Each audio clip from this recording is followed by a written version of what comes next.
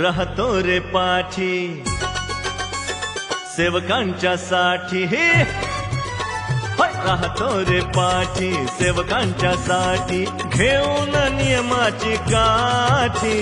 धर्म हो शिकविले मंदिरे बनविले झिजले समाजाच्या साठी कोण त्यागी महा